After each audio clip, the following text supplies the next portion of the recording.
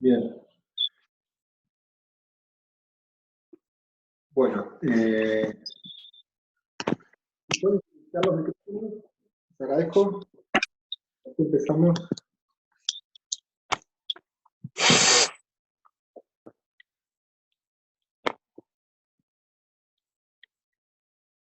¿Están todos silenciados los micrófonos?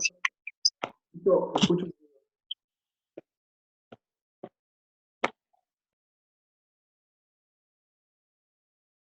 Bueno, empezamos. Esta parte es de cuantificación relativa, que es digamos, el fuerte, lo que hacemos más en el laboratorio, en el Departamento de Desarrollo Tecnológico. Y a ver si puedo pasarlo bien. Ahí. La idea de la cuantificación relativa se usa para cuantificar el ARN mensajero. Se le llama RT-qPCR, y bueno, lo han oído nombrar mucho ahora, quizás lo aclaro más adelante, pero RT es bueno que se use para retrotranscripción, que es lo que necesita hacer el RNA mensajero para después poder aplicarle una PCR. Y RT-qPCR porque la que es cuantificativa es la PCR. ¿Sí? Yo trato de no usar RT para real time por esto mismo, porque esto es una RT qPCR. Real time me gusta ponerlo todo entero o PCR en tiempo real, depende del caso. Bueno, ¿y qué hacemos cuando necesitamos cuantificar de forma relativa un ARN?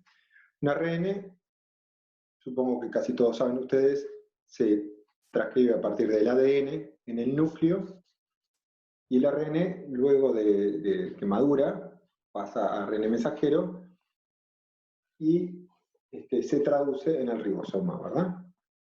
Entonces, más o menos se piensa que la cantidad de ARN mensajero equivaldría a medir proteínas, pero no es lo mismo, ¿no? Hay muchos mecanismos en los cuales no se traduce ARN, así que no es lo mismo. Lo que sí también es otro aspecto importante, que la mayoría de genes que se regula transcripcionalmente, ahí hay mejor correlación después con función en proteínas. ¿Sí? Pero hay otros que se regulan de otra forma, la expresión de genes. Pero bueno, estas son todas cosas a tener en cuenta cuando uno hace el diseño experimental y después saberlo para entender los resultados que uno está obteniendo también. Típicamente en inmunología los genes se regulan a nivel transcripcional, muchas citoquinas, porque son necesarias en determinado momento. ¿Sí? Sería como un gasto de energía estarlos produciendo constantemente. Entonces esas se regulan según las necesidades. Bueno, en cuantificación relativa es muy importante tener ciertas definiciones. Una de ellas es el gen de interés que quiero cuantificar, ¿verdad? Al cual queremos saber cómo se expresa su RNA y queremos conocer los niveles relativos de RNA. ¿Relativos con respecto a qué? Con respecto a la condición control. ¿Sí? O sea, me interesa saber en una condición experimental qué cantidades hay de ese RNA target con respecto a una condición control. Ese es mi gen de interés y es lo que quiero cuantificar de forma relativa. Ahora, para hacer la cuantificación de forma relativa, y ahora vamos a ver por qué, necesitamos también el gen housekeeping. El housekeeping es un control endógeno o gen de referencia que no varía su expresión en las condiciones experimentales. Y esto es muy importante, ¿no? Verificar de que el gen que se usa como housekeeping no varíe su expresión en las diferentes condiciones que estamos teniendo en cuenta en nuestro experimento. Entonces, tenemos distintos genes de housekeeping, algunos son estructurales, otros se puede llegar a usar ribosomales, o también genes metabólicos como GAPDH, un estructural típico de tactina o 2 microglobulinas, depende de dónde estemos trabajando, qué tipo de experimentos hagamos, es que vamos a elegir un gen housekeeping. Que la idea es que se exprese de igual forma en mis condiciones experimentales. sea que cambian las condiciones experimentales y yo tendría que hacerme el chequeo del housekeeping, que no varíe. Bueno, entonces ahí llegamos a lo que es también, es importante cuando relativizamos, siempre dijimos que vamos a expresar la cantidad de RN que hay en una condición experimental con respecto a una condición control o calibradora, se le dice. Y eso por lo general es una condición y es raro que sea una sola muestra calibradora, pero puede pasar. Pero si no es un conjunto de muestras calibradoras a las que me quiero referir respecto a ese grupo.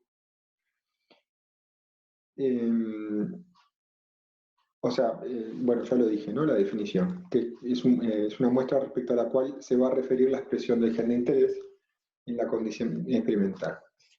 Y acá dice, puse primera normalización y esto sería como una segunda normalización. ¿Por qué? Porque primero voy a normalizar respecto a housekeeping y después voy a normalizar respecto a condición calibradora. O sea que voy a hacer como una doble referencia. ¿Por qué necesito un gen housekeeping? Acá es un ejemplo que puede ser desde un in vitro a un tejido, hay unos pulmones, creo, si no me equivoco, y en el mejor de los casos pongámosle que sea un tejido, ¿no? Que pensamos que hay 1 por 10 a las 6 células. Ya eso difícil que sea exactamente 1 por 10 a las 6 en cada posición, ¿no? Pensando que esta es la condición problema y esta es la condición calibrada. Voy a tener diferentes parámetros a lo largo de todo mi experimento, pero mi experimento funciona acá. Es el momento que yo quiero...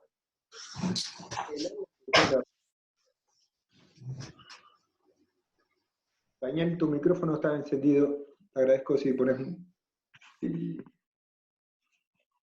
Bueno, entonces, es muy importante la calidad de la muestra, la estabilidad de ese ARN que voy a medir y cómo hago la toma de muestra. ¿No? Yo, en el momento que quiero medir la expresión, ahí tengo que congelar la expresión, ¿no? de ese ARN. Puede ser que ponga trisol en estas células y de esa forma ya congelo, o puede ser que ponga el pulmón y lo saque lo más rápido que pueda del ratón, porque me interesa congelar y medir la expresión del ARN en ese momento. O sea que no puedo dejar pasar mucho tiempo y que empiece a entrar todo en apoptosis, por ejemplo, ¿no? O sea, hay que lograr congelar y poner la muestra y estabilizar ese ARN. Y hay soluciones, por ejemplo, RNA-Later, que permite estabilizar el ARN de un tejido o de células, o el mismo trisol, que es un método de extracción, ya inhibe todo lo que son las RNAsas.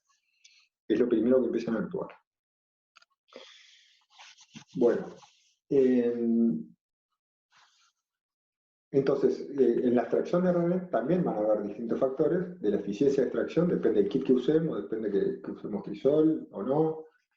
Van a haber también inhibidores que nos van a afectar. Van a haber otros ácidos nucleicos, que seguramente haya DNA. Después, ¿qué forma de cuantificar el ARN una vez que extraigamos el ARN? ¿Qué forma usemos para cuantificar el ARN? Porque no hay un método muy exacto. ¿Sí? El espectrofotómetro puede ser 1, pero sabemos que no es muy exacto.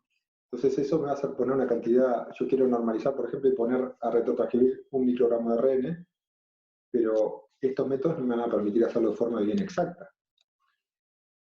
Esto es todo el por qué necesitamos un control que vaya endógeno a la muestra, un control para relativizar la expresión. Entonces después vamos a hacer una retrotranscripción, la RT, y esa va a tener su propia eficiencia de retrotranscripción. Va a variar si hacemos random, si hacemos WT, va a variar si hacemos DNasa 1, que es opcional si degradamos el ADN, ¿no? Entonces son todas cosas que hay que tener en cuenta y por lo cuales son muy importantes el housekeeping, porque cada una de estas variables puede afectar la cantidad de ARN de partida. Si nosotros tuviéramos un método de cuantificación de ARN exacto, por ejemplo, y pudiéramos poner exactamente la misma cantidad de ARN, quizás podríamos hacer directamente cuantificación del gen de interés, sin normalizar, sin la normalización con respecto a housekeeping, pero eso no lo tenemos, ¿no? Entonces siempre hay variaciones y siempre es importante normalizar para dar una cuantificación exacta. Bien. Este es un ejemplo de un control de beta-actina que, al parecer, en todo este conjunto de muestras está funcionando bastante bien. ¿Por qué? Porque son CT muy parecidos, ¿no? Y acá hay 2 o 3 condiciones, ya no me acuerdo, pero deben haber 3 condiciones experimentales y están todas muy parecidas. O sea que, a priori, parecería que resulta un buen gen endógeno. ¿Por qué digo a priori? Porque después hay un método para calcular si es un buen gen endógeno, pero esto ya es una primera verificación y no parece haber nada separado, ¿sí? Entonces, hoy hablamos de lo que es la línea de corte y decíamos que esta línea de corte se puede mover todo este margen, ¿no? Yo diría que hasta acá todo esto parece ser una línea en la exponencial y por lo tanto aquí tiene un comportamiento exponencial las curvas. Si yo muevo esta línea de corte, la pongo más abajo, la diferencia de CTs entre esta muestra y esta va a ser la misma. La diferencia entre esta y esta va a ser la misma. ¿Por qué? Porque son todas paralelas. Todas, y se están comportando de la misma forma, tienen eficiencias similares, ¿sí? Y después está, si trabajamos con Cyber, tenemos la TM que me verifica que mi producto es el esperado y que estoy cuantificando el target deseado. Porque eso ya lo verifiqué en GEL, ¿se acuerdan? O lo secuencié el producto por primera vez. Bien, ¿esto cómo se vería en escala lineal?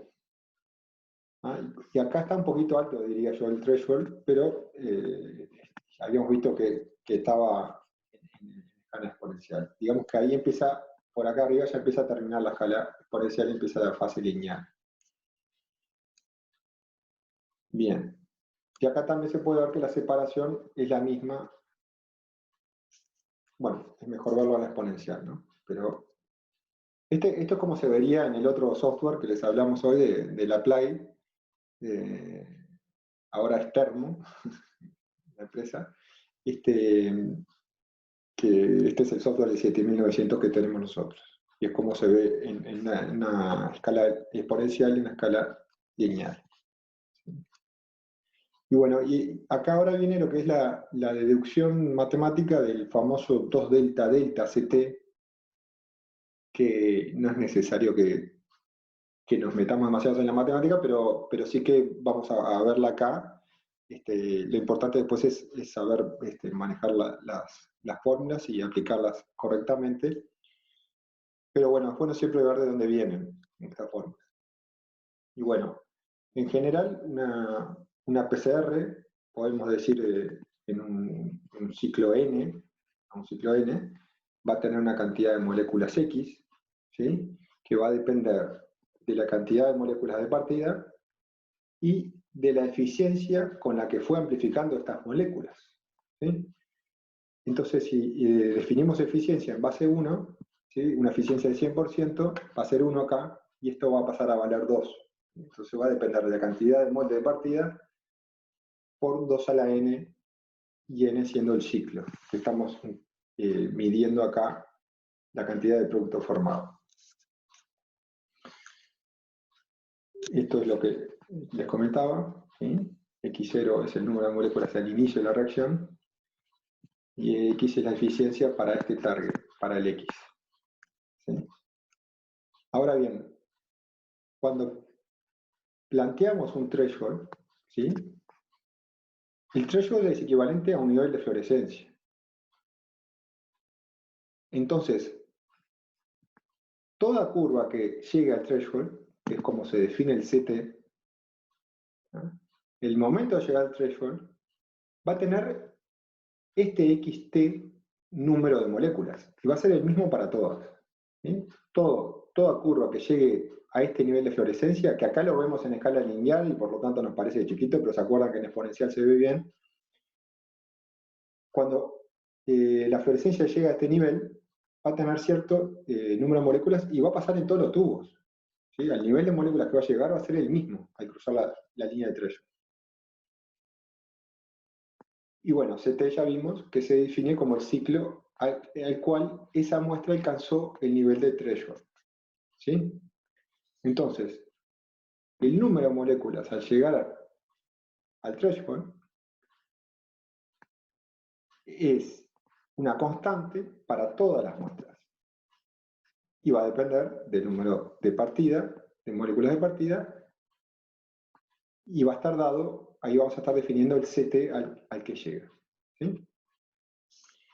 Bien, lo mismo vamos a estar pudiendo definir para el target que es nuestro housekeeping, otro target. ¿Sí? Entonces es otra reacción, otro mix, y tiene otro threshold. Pero esto se mantiene, porque cuando llega a ese otro threshold, todas las muestras que lleguen a ese otro threshold van a llegar a una constante distinta, a una constante KR, porque el threshold no tiene por qué ser el mismo entre un mix y otro.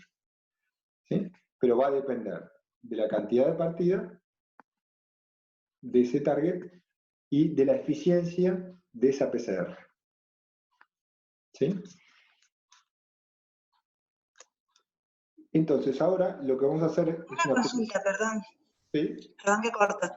Entonces el threshold marcado para el gen regulador y para o sea, y para otro gen que vos estés evaluando no tiene por qué ser el mismo.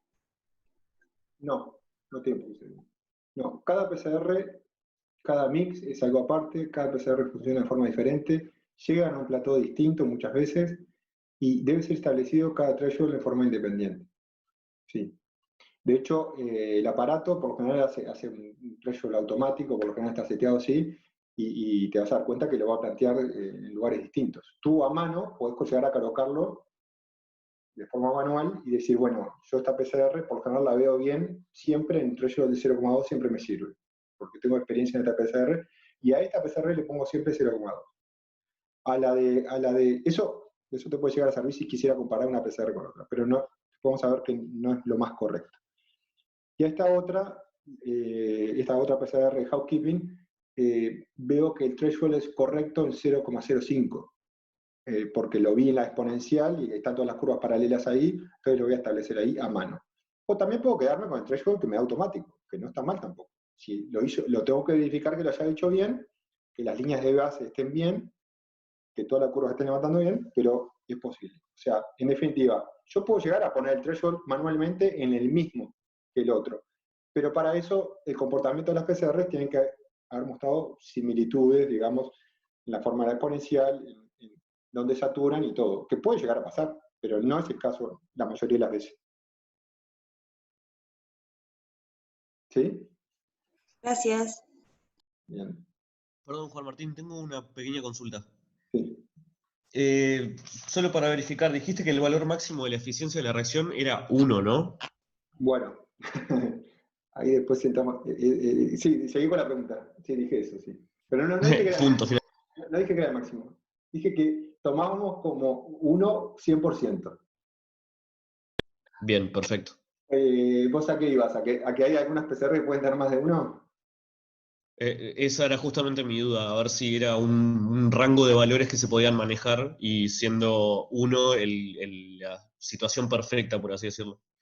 Sí, digamos que 1 es la situación perfecta, cuando está todo bien hecha la curva de eficiencia, llegar a 1, y se llega a 1, es real, que se llega a 100% de eficiencia, cuando las PCR funciona todo bien, no hay secuencias raras de por medio, los primers funcionan bien, el amplicón es pequeño, todos los tips que vamos a hablar, porque vamos a hablar de la eficiencia ahora en las próximas diapos, qué factores alteran las eficiencias.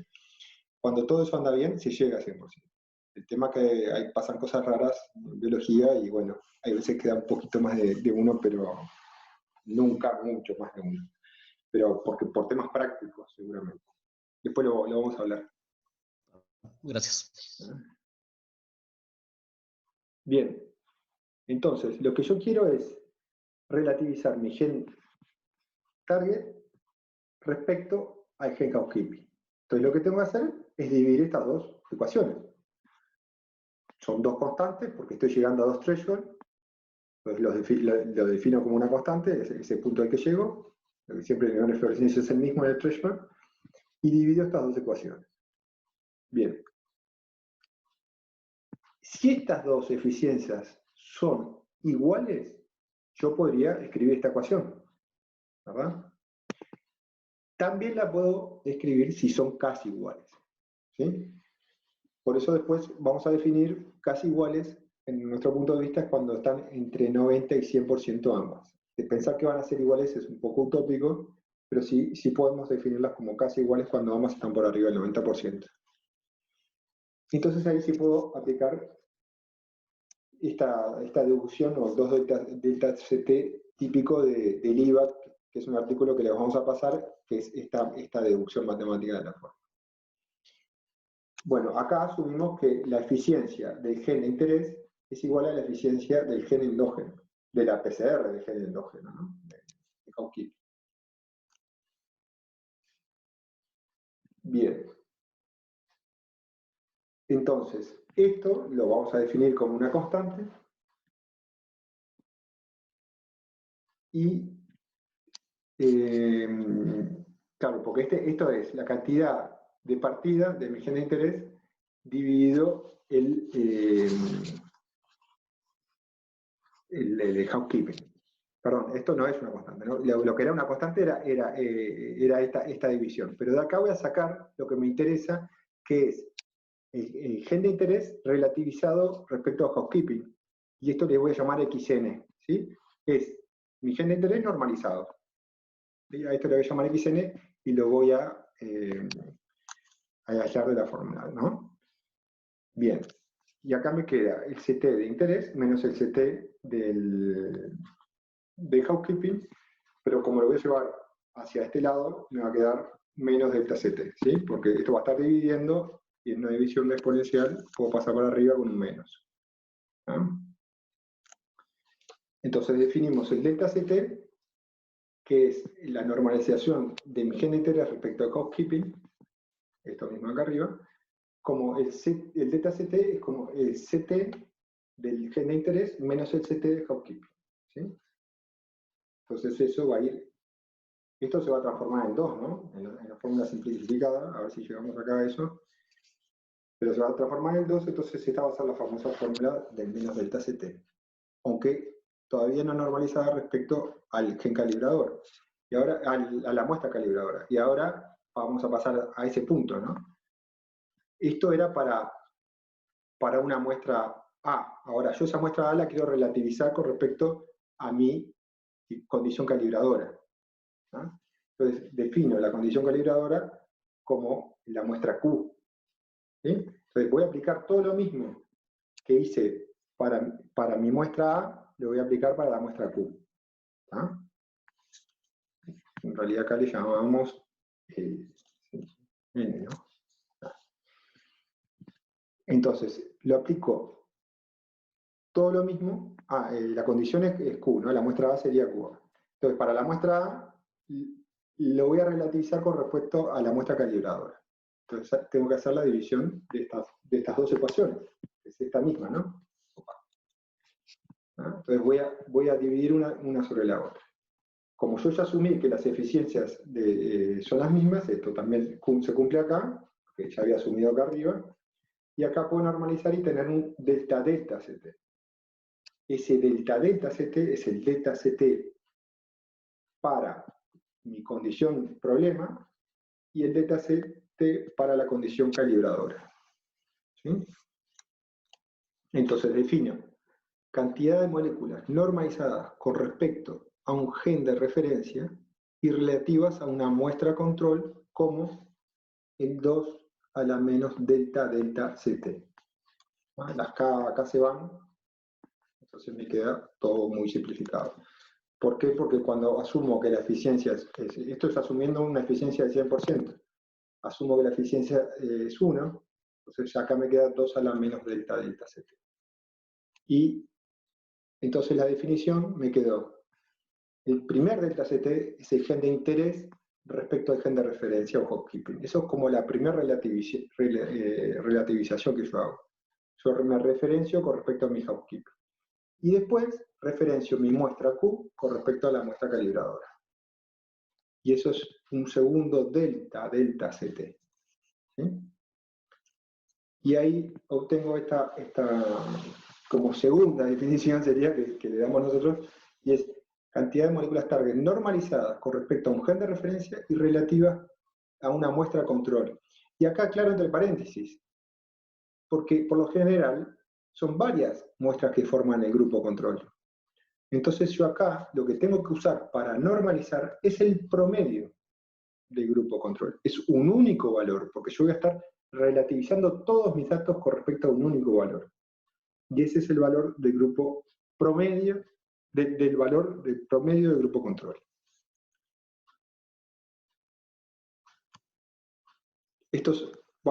Acá vamos a estar expresando los niveles relativos del ARN de mensajero, target, y también a veces que en los artículos se dice como fold change, pero a nosotros nos gusta más usar niveles relativos de ARN mensajero. Porque, bueno, son casi semánticas, pero bueno, adentro de la célula puede pasar que haya más degradación de un ARN en una condición y no sea necesariamente un aumento de ese ARN. ¿Sí? Es un detallecito, pero son cosas que pueden pasar. Entonces lo que en realidad medimos son niveles relativos de ARN mensajero. Al final al aplicar esta ecuación. Yo ahora quería ponerles un ejemplo y si les parece después abrimos para preguntas sobre esta parte que capaz que deja algunas dudas, pero para que lo vean en las gráficas, lo que acabamos de ver en las fórmulas, suponiendo que tengo un súper buen chain housekeeping, que es el caso de betactina en estos experimentos, me acuerdo que eran de Neumann Raton, si tenemos esto y vemos esto en interferón gamma, ya podemos decir que hay muestras que tienen diferente expresión, ¿verdad? Estas muestras de acá van a tener más interferón gamma que estas otras. Eso lo puedo asegurar. ¿Por qué? Porque mi housekeeping es uniforme para este grupo de muestras que para este. Ahora, si tuviéramos un housekeeping que es mucho más, con una dispersión mayor, yo ahí ya no podría asegurar. Sería fundamental estar viendo cómo da la normalización relativa con respecto al housekeeping, para estar diciendo si hay más interferón gamma o no. Entonces, acá, Juan, solo una aclaración, que el interferón gamma sería nuestro gen problema, ¿no? El betactina es el gen housekeeping, y ahí las curvas que se ven son las mismas muestras, en un caso corridas con los primers para betactina, y en otro caso corridas con primers de interferón gamma. Pero son básicamente las mismas muestras. Es muy importante que la normalización, la relativización se haya hecho para cada tubo, para el gen interferón gamma respecto al beta-actina de ese tubo, ¿no? Eso es fundamental. La fórmula está pensada de esa forma. Y estas son las mismas muestras que estas. Y acá les quería poner un ejemplo, que normalmente lo dibujo, y ahora lo traje dibujado para no tener todos los problemas que tuve en la clase pasada, pero es bien dibujo, pero bueno, quería mostrarles. En caso que tenemos dos muestras, ¿no? Que es parecido al caso anterior. Tenemos una muestra A y una muestra B. Para el gen target, que es interferón gamma. Y el gen housekeeping, que es beta-actina, tenemos que las dos salen al mismo lugar. Podemos pensar que salen en el ciclo 12 las dos. Es raro que se dé justo en el ciclo 12, pero bueno, acá pensemos que salen las dos en el ciclo 12 para simplificar. ¿Qué puedo decir de la muestra A? No mucho, tenés una dispersión enorme en el interferón gamma. Tenías como 7 CTs de diferencia entre la más chica y la más grande de lo que habías hecho. Pero en este ejemplo, ¿qué puedo decir en este ejemplo de la muestra A con respecto a la B? Que en la A hay más expresión. ¿Sí? Bien, que en la A hay más expresión.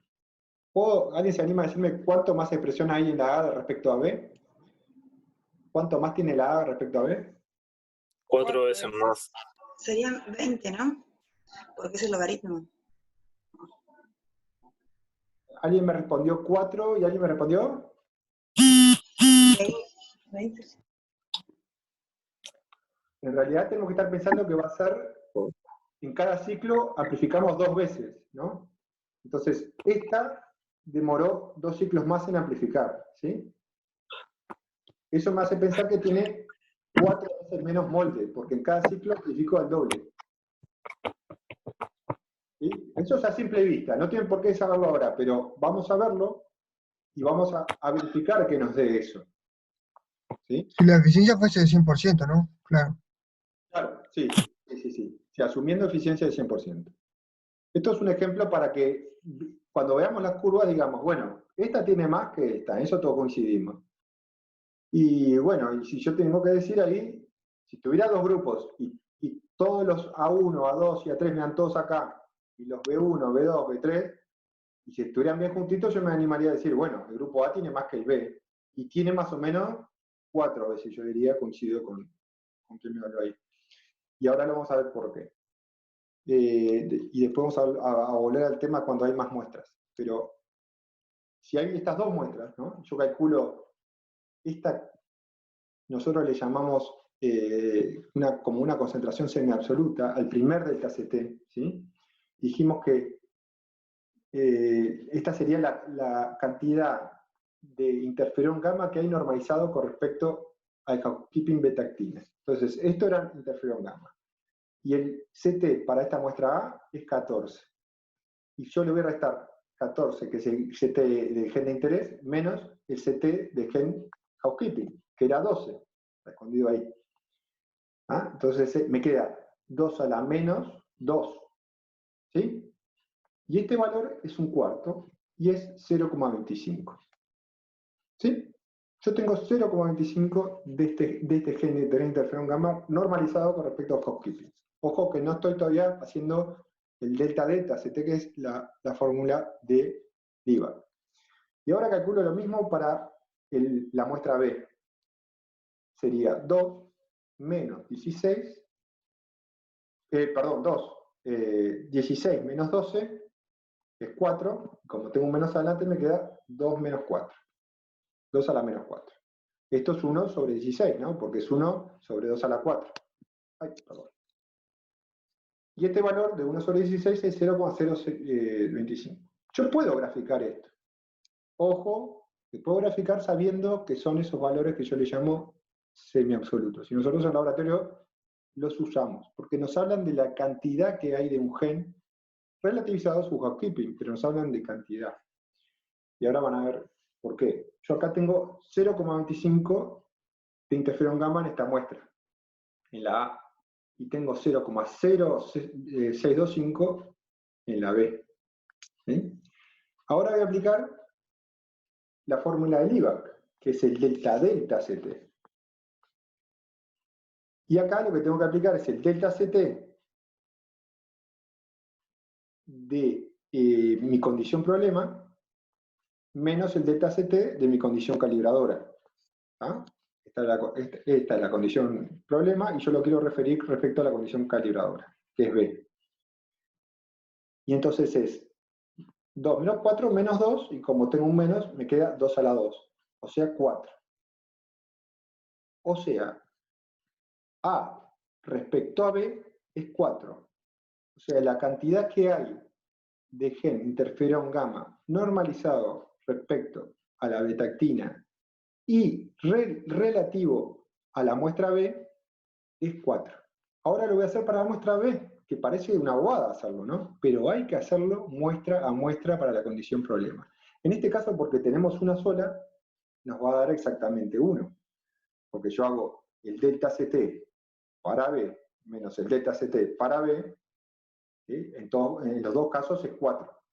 ¿Ah? Entonces, 4 menos 4, 0, 2 a la menos 0, lo mismo que 2 a la 0, y esto me da 1.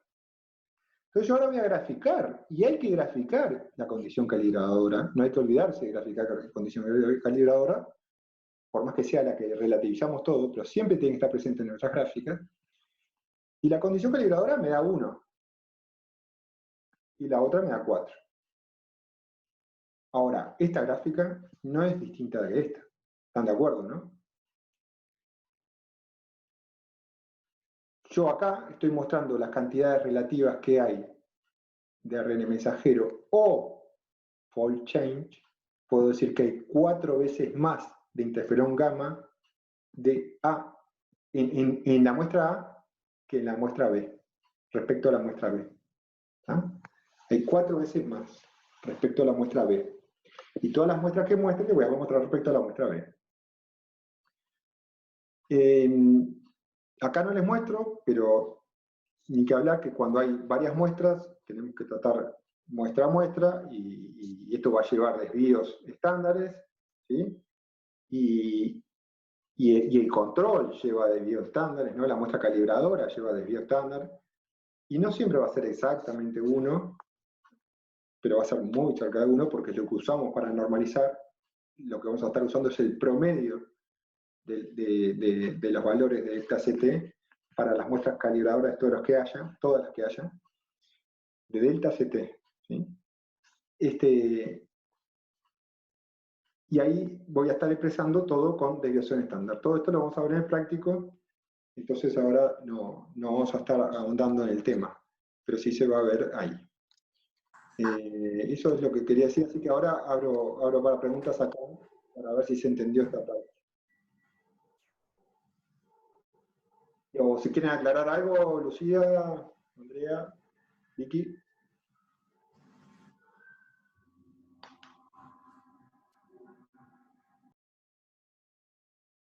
¿Se entendió todo? ¿Preguntas? ¿Nadie tiene?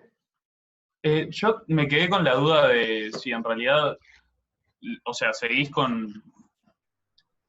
Al principio, en la primera diapositiva que mostrabas las gráficas de interferón gamma, vos tenías que había como una dispersión de 7 CTs, una cosa así, ¿no? ¿Todo esto era tu control? ¿Sabes tú? Sí. ¿Sí? No, acá yo tengo mezclado, ¿no? Mi grupo control. Lo que pasa es que acá no te puedo decir exactamente cuáles son.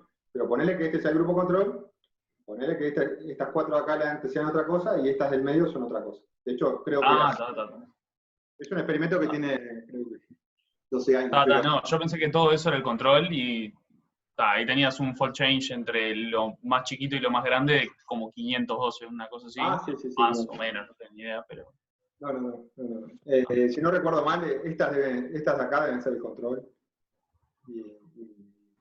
De hecho, no es este el que vamos a ver en el práctico, pero antes veíamos este caso en el práctico y se veía así, tal cual tú decís, o sea, un fault change de las muestras con respecto a las otras de muy alto. Sí. Bien. Gracias.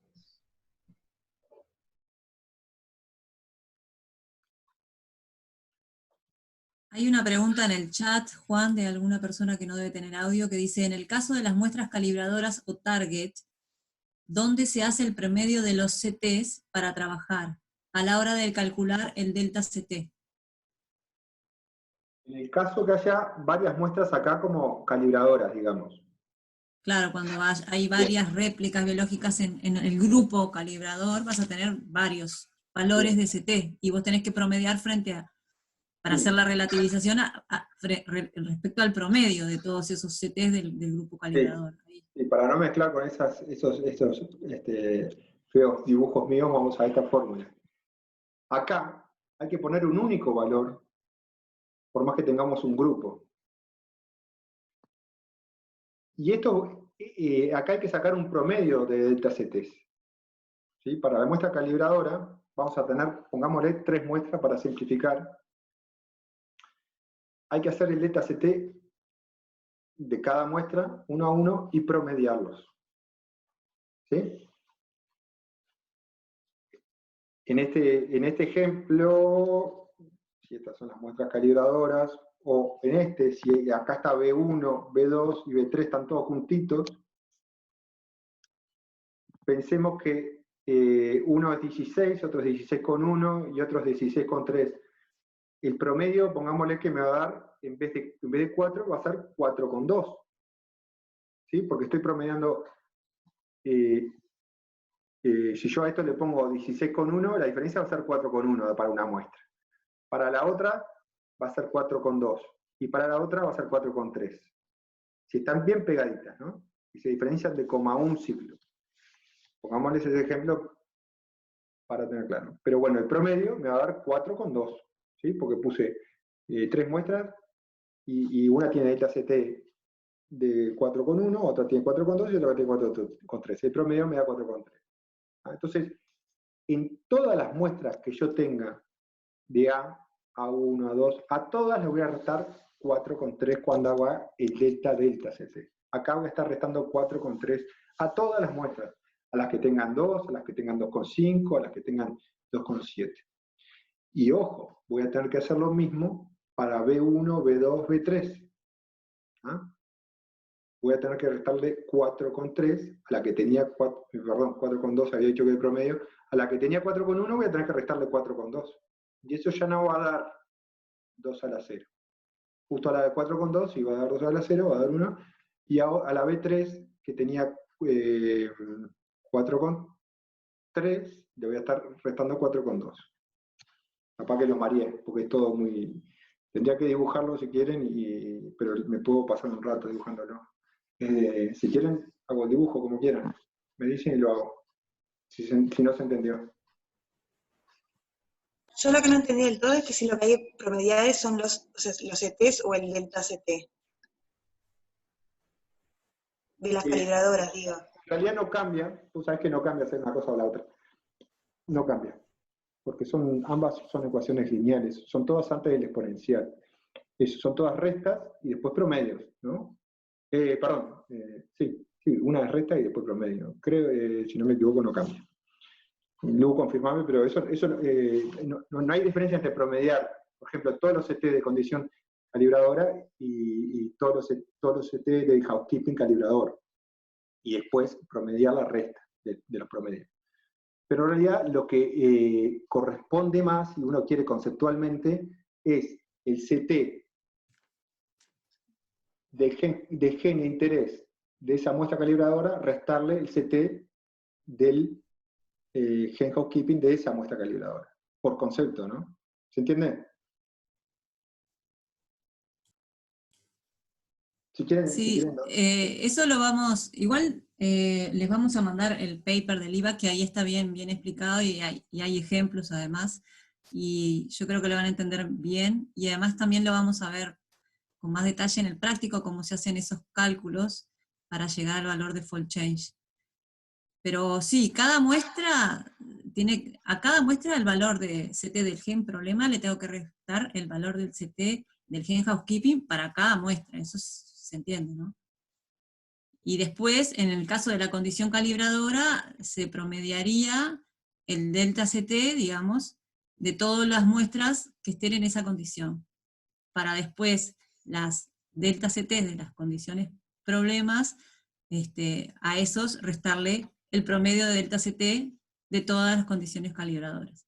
Es como trabalenguas, pero cuando lo vayan haciendo se va a entender bien, lo van a ver bien.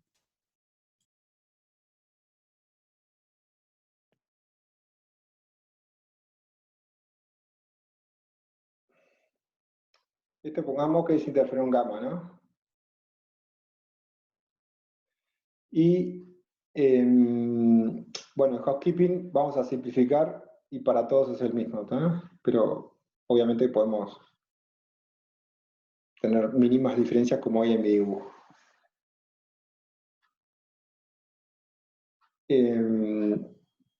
Vamos a seguir con el ejemplo anterior y podríamos poner que A1, a ver cómo graficarlo. Sí, A1 tiene un CT de 14,1. A2, 14,2. A3, 14,3.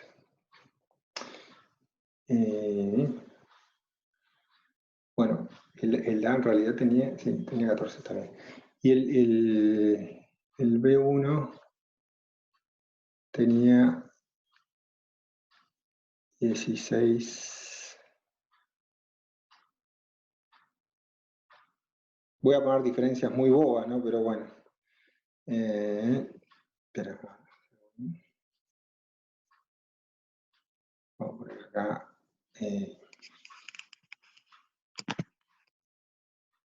16,5, 16,6 y 16,7. B1, B2, B3. Y ahora para todos vamos a poner el housekeeping de 12. No me va a dar la pizarra. Entonces yo acá tengo que calcular el dataset acá para esta muestra, para la muestra A1, va a ser 2,1, 2,2, 2,3. Y acá el dataset para la condición calibradora, que era el B, ¿se acuerdan? Va a ser 4 con... Ahí se ve, no sé si se ve porque estoy en el límite, ¿no? Así puedo agrandar esto. Ahí. No estoy en el límite. 4,5, 4,6, 4,7. ¿Sí? Entonces acá, el dataset promedio de esto es 4,6. Estamos de acuerdo, ¿no? Yo promedio estos dataset, que son mi condición calibradora, ¿sí? Y el promedio es 4,6. ¿Sí? Entonces ahora voy a hacer, en mi planilla Excel o donde sea, voy a calcular la concentración de A normalizada respecto a housekeeping, que acá está hecho el primer dataset con respecto a housekeeping, y voy a estar normalizando con respecto a mi condicional de calibradora, que en definitiva mi condición calibradora es esta, es 4,6. ¿Sí? Porque es el promedio de mis 3 réplicas biológicas. ¿Tá? Tienen que ser réplicas biológicas, no estamos hablando de réplicas técnicas, ¿no? Estos son réplicas biológicas. Entonces la réplica biológica acá me va a estar dando 4,6. Y ahora lo que voy a hacer es A1 normalizado va a ser igual a 2 a la menos delta CT, que es 2,1 menos 4,6. Eso me da 2,5, ¿no? 2 a la 2,5. ¿Sí? O sea que esto en definitiva, esta muestra 1 tiene un fold change o un aumento de la expresión de 2 a la 2,5 veces con respecto a la condición calibradora. Y esto lo tengo que ir haciendo para cada muestra. De hecho, esto lo podría colocar acá, ¿no? Tendría que hacer 2 a la 2,5, colocar el valor acá. Después 2 a la 2,6, colocar el valor acá. 2 a la 2,7 y colocar el valor acá. ¿Sí?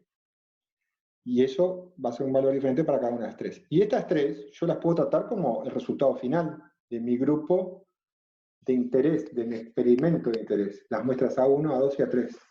Entonces a estas le voy a dar un promedio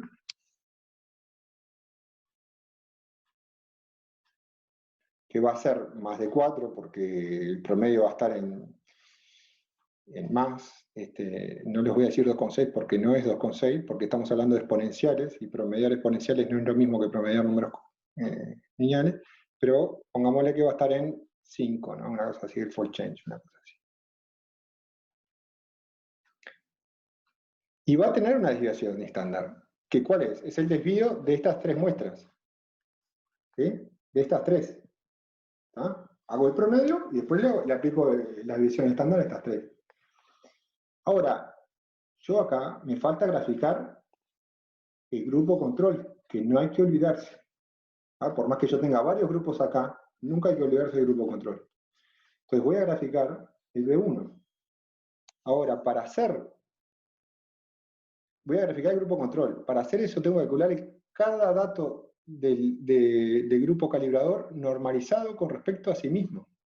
Y es normalizado con respecto al promedio, que es este. Entonces voy a aplicar 4,5, 2 a la menos 4,5 menos 4,6. ¿Ah? Y esto me va a dar 2 a la menos algo que es muy parecido a 0, pero no es 0. ¿Sí? En realidad esto va a ser un número mayor que 0, o sea que no va a ser menos, va a ser 0,1. ¿Está? Entonces, 2 a la 0,1 es un valor muy parecido a 1. pero no es 1. Entonces acá tengo que poner el valor ese, lo tengo que poner acá, puede ser, no sé decir cuánto es 2 a la 0,1, pero pongámosle que es 1,1. Acá este seguramente sea un 1, obviamente es 1, ¿sí? Y acá este va a ser menos que 1, 0,9, pongámosle. Entonces ahora tengo que promediar estos tres y graficarlos. El promedio de estos tres, en este caso es 1, pero no siempre es 1. Va a estar muy cerca de 1. Entonces acá tengo que graficar 1, y tengo que hacerle el desvío estándar a estos tres, porque al ser 3 muestras, todos sabemos que tienen su propio desvío estándar, ¿ah? Que evidentemente va a ser más chiquito que esto que dibujé acá. Pero bueno, así es como se vería si tuviera varias muestras, estos 5, perdón. Así es como se vería si tuviera varias muestras. ¿Se entendió? Más o menos.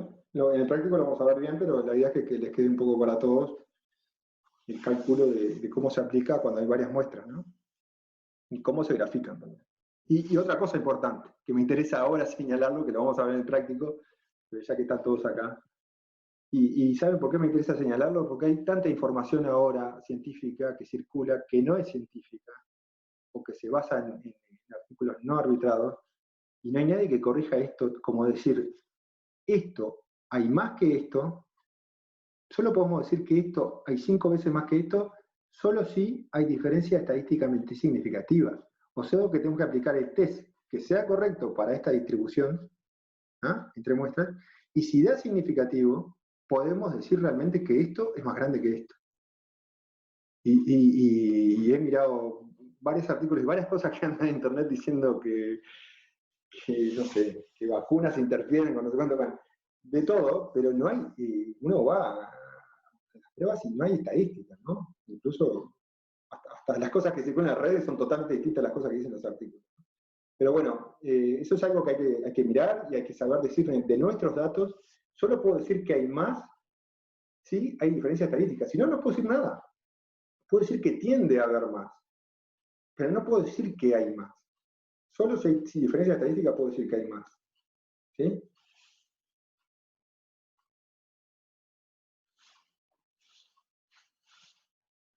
Bueno. ¿Preguntas? ¿Hay huevo en silencio? No sé si me están escuchando o no. ¿Solo si me escucharon? A ver. Sí, te escuchamos. Sí. Ok, porque ni siquiera... No veo nada. Te escucho. Bien. ¿Se entendió más o menos? Si tienen preguntas. Sí, se entendió. ¿Entendió?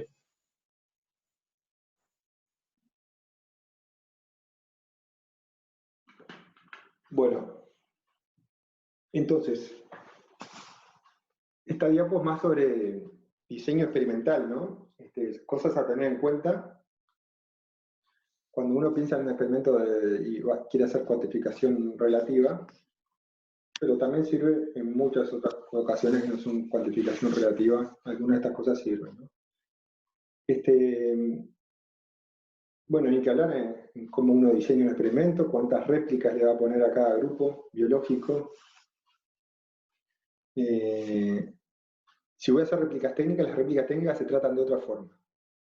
Pero después lo hablamos en el práctico, ¿no? Pero lo que uno promedia son réplicas biológicas, no en una gráfica.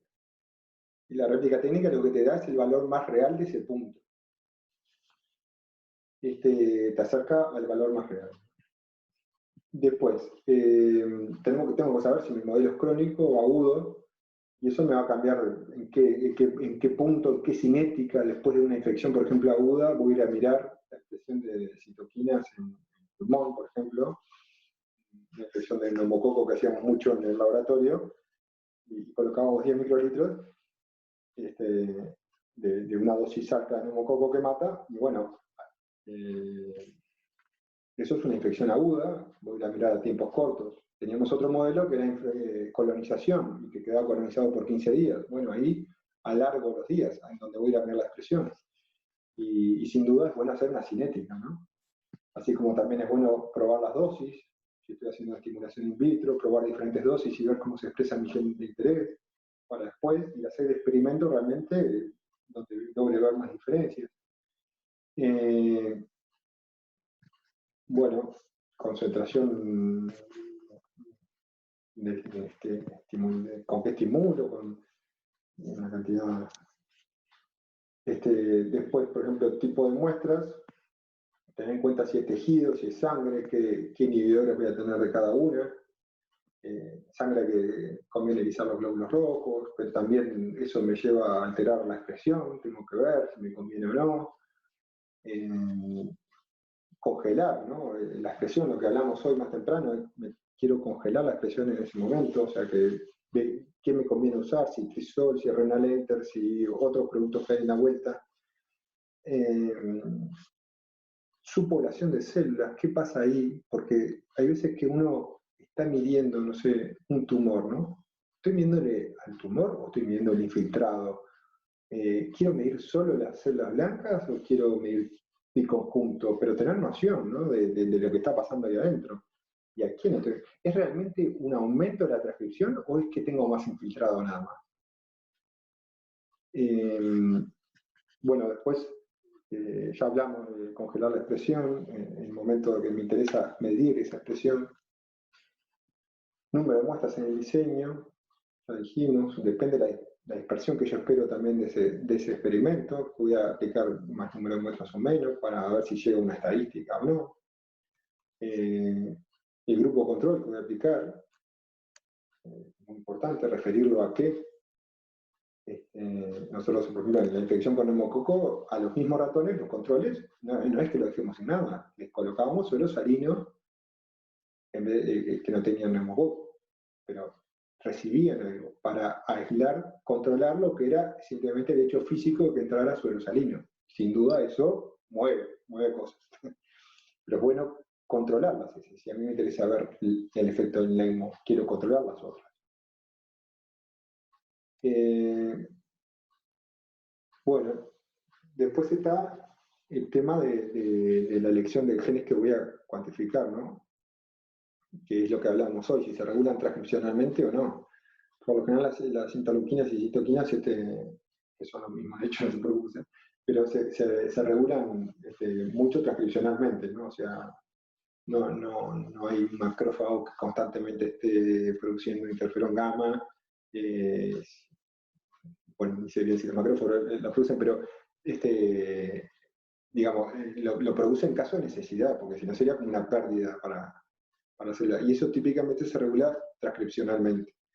Ahora, por ejemplo, bueno, receptores, si son receptores, si son factores de transcripción, yo espero que se mueva muy poco un factor de transcripción, ¿no?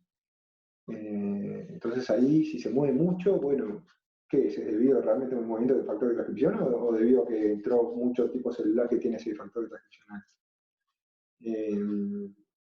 Bueno, en transgenes, ahí ya me espero fold change mucho mayores, ¿no? Porque los transgénicos, por lo general, transcriben en RNA, eso lo van a ver con Ana-Rena, creo, no sé si sigue manteniendo, pero sí trabaja en eso y se ven los fold change ponentes. Después bueno, una cosa cuando mido RNAi, ¿no? Pero también en mi cambio de expresión, ¿no están interviniendo los RNAi que llevan a una mayor degradación de ese RNA mensajero? ¿O es un fold change, como lo que hablábamos hoy, ¿no? Es realmente un aumento de transcripción. Son todas cosas como a pensar en el diseño de los experimentos y de lo que quiero medir.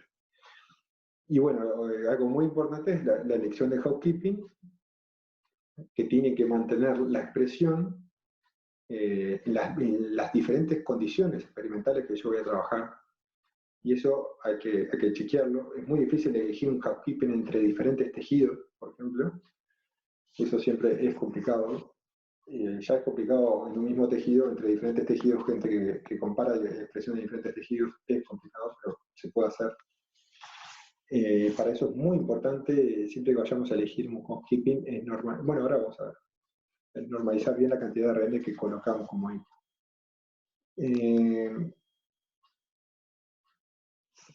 Bueno, esto que si voy a alterar, mi experimento apunta a alterar algo del metabolismo, capaz que mejor elijo un gen estructural. Si voy a alterar algo estructural, capaz que elijo un metabolismo. Pero igual, hay placas enteras de genes housekeeping que podemos extraer, que podemos testear en nuestras condiciones experimentales si quisiéramos, ¿no?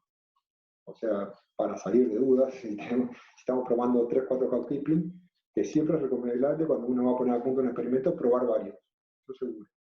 Tener siempre 2 o 3 para probar, y bueno, si no andan esos 2 o 3, pasar a más hasta llegar a tener. Y lo que vamos a verificar es que no haya variación estadística entre las diferentes condiciones experimentales en housekeeping, que claramente en este experimento no la sabía. Pero lo que hay una fórmula ahí, también creo que viene en el IVAC, esta fórmula, que es la verificación que no hay diferencia estadística entre los diferentes puntos. Acá lo que se quiere, por ejemplo, es comparar en una cinética la expresión de genes, ¿no? Y se probaron con dos housekeeping. No muestra diferencias estadísticas entre las diferentes condiciones, por más que hay cierta variación, pero no diferencias estadísticas. Sin embargo, mostró diferencias estadísticas, con lo cual no se puede usar. Y esto se hace comparando, se hace como un delta CT', que si quieren después lo vemos, pero es referenciar con respecto a una condición calibradora que en este caso podría ser el tiempo cero, ¿no? Referenciarlo todo con respecto a esa condición.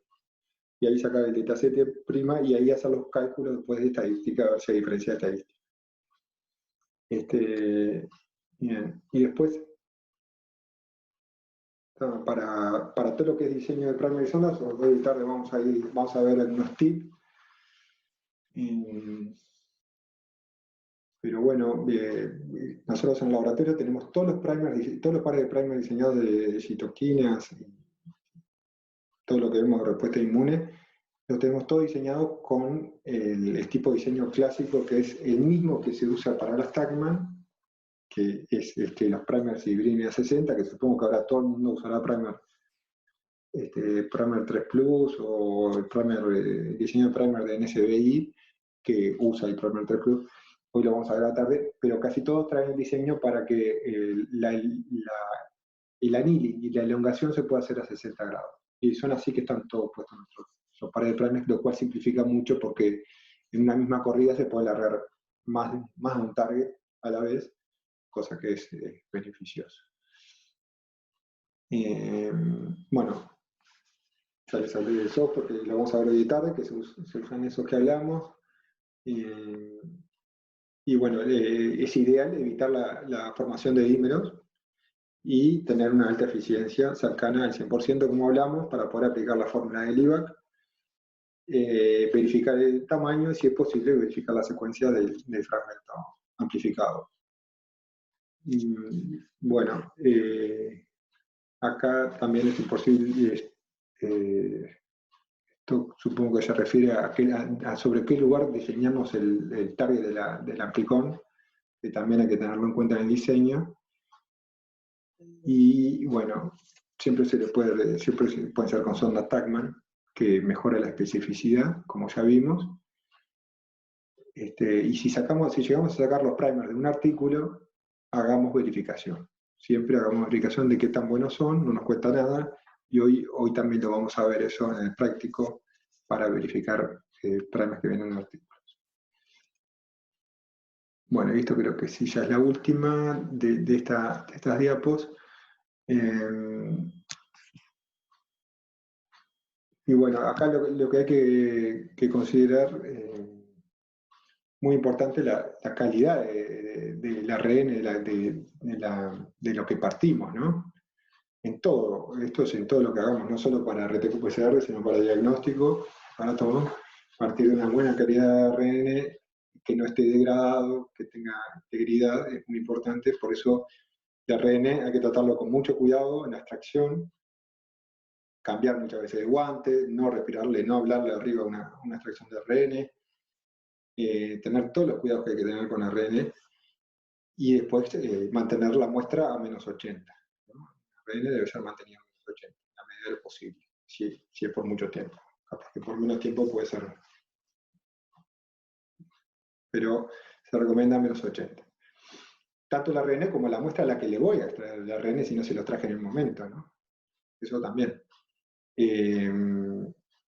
Bueno, la eficiencia de la extracción también es importante de controlar, y eso podemos controlarlo colocando un control exógeno, que hay controles que son símil a ARN, que no son exactamente ARN, soportan mejor los traslados y todo, porque esos controles hay que trasladarlos, mantenerlos durante un tiempo, y se pueden hacer como un spike a la muestra y ver que se obtiene el ARN de ese control exógeno junto con tu muestra de ARN. Eso, algunos kits los uso. Bueno, después también, otros pasos a considerar es cuando usamos, ¿por qué usar exámenes o oligos de test? Nosotros en el laboratorio usamos mucho los exámenes, nos dan buenos resultados. Los oligos de test necesitamos ARN sí o sí, no degradado, ¿no? Porque tiene que tener toda la cola de poli-A para que funcione. Tienen que estar bien enteros los ARNs. Después también se pueden usar primers específicos en la RT, como se usa ahora para el diagnóstico de COVID, de SARS-2, no es COVID, y se usa primer específico porque ya con esos mismos primers pues se hace la qPCR, y eso da mayor eficiencia a todos los pasos. Temperatura y kit de RT. Esto sí, porque las RT uno puede hacerlo con MMLV normal, o puedo hacerlo con Superscript 3, por ejemplo. La Superscript 3 trabaja a 50 grados, mientras que la MMLV trabaja a 37. Entonces, siempre es mejor, la Superscript 3 es de más calidad, se sabe. Ahí ya estoy dando una marca, ¿no? Pero hay otras en el mercado que trabajan a temperaturas altas. Y eso evita estructuras secundarias del ARN. Cosa que muchas veces está bueno para algunos ARN complicados, es bueno hacerlo. Si no, hay veces que no hay gran diferencia entre la MMLV y una Superscript. Pero bueno, todo lo que es en diagnóstico se usan los mejores que todos, 50 grados, y es tipo Superscript 3. Después también, otro factor importante a considerar es aplicar DNAsa 1 cuando sea necesario, ¿no? Depende con qué target estemos trabajando, pero bueno, hay veces que no siempre es posible diseñar el target de forma tal que amplifique solo ARN.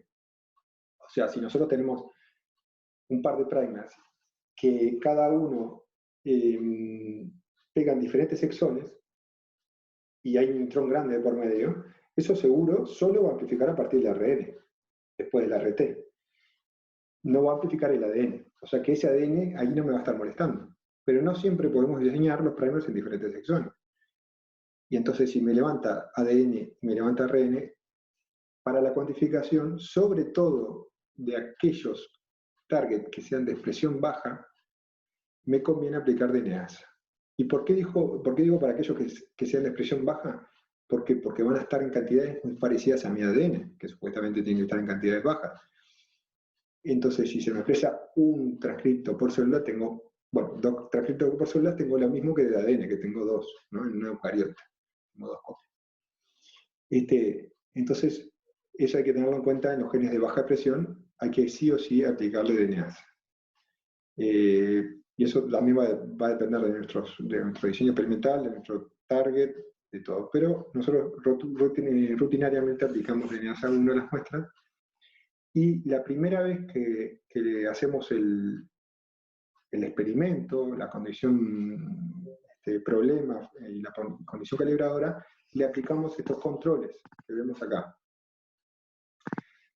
Y a una muestra sola, por lo general le aplicamos una tanda, una o 2. ¿Y eso qué controles son? Si tenemos una muestra A con su ARN, siempre la DNAsa se hace antes del RT, ¿sí? Entonces pongámosle que yo normalmente retrotranscribo 1 microgramo. Entonces pongo 1 microgramo a tratar con DNAsa. Hay diferentes métodos, porque también se puede tratar con DNAsa en la columna, si estoy haciendo con columna de extracción de red. Pero bueno, acá pongámosle que es trisol en el laboratorio, que a veces se usa trisol y otras veces se usa columna. Una cosa que aclaro acá, el trisol en muestras animales anda lo más bien. Yo en muestras humanas recomiendo columna. Pero bueno, si a esta muestra de ARN yo, en este caso, no le aplico DNASA y no le aplico RT, lo que voy a estar midiendo al hacer mi cuantificación es la cantidad de ADN que tengo. ¿Sí? Porque no le estoy ni haciendo DNASA ni RT. O sea que si esta muestra tenía ADN y yo lo logro amplificar con mi target, me va a amplificar. A ver si puedo hacer una cosa así. Ahora, si a esta muestra sin DNASA yo le aplico RT y es un gen de alta expresión, pongámosle que lo tengo ahí.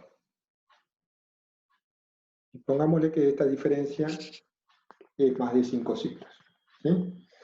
En este caso, digamos que la presencia del ADN no me va a alterar mucho la cuantificación de mi RNA. Si hablo de 5 ciclos, estoy hablando de 2 a las 5 veces de diferencia. O sea que 2 a las 5 estoy hablando de 32 veces más hay de esta muestra que creo que son de 32. 32 veces más que de esta muestra que de esta. O sea que no me va a cambiar mucho. Ahora, si esta muestra sea de baja expresión y me da por acá atrás, está muy cerca del ADN. Entonces ahí ya va a tener más peso la cantidad de ADN en la muestra. Y es fundamental eliminar esta cantidad de ADN. Entonces acá paso a estos controles. Y es, a esta muestra le aplico tratamiento con DNASA y no le hago RT, ahí voy a ver qué tal me anduvo la DNASA. Porque lo que voy a estar mirando es lo que me quedó de ADN. Si yo logré una buena digestión de todo el ADN, no voy a tener nada de ADN, entonces no me va a amplificar nada de ADN. Y bueno, ese es el mejor de los casos, ¿no? Y acá, después, el tratamiento con DNASA y con RT, es importante también hacerlo, este lo voy a comparar con este, para ver si me da exactamente lo mismo. Si me da exactamente lo mismo, sigo el protocolo y está todo bien. Pero puede pasar de que la DNASA jorobe un poco en la RT o en la qPCR posterior. No sabemos bien en dónde, pero puede pasar. Entonces, si veo que hay cierta inhibición, yo voy a tener que hacer una dilución de esto. Bueno, de algún paso, ¿no? Puede ser del posterior, más bien del posterior. Puede pasar que la DNASA quede de acá para acá y jorobe después la qPCR.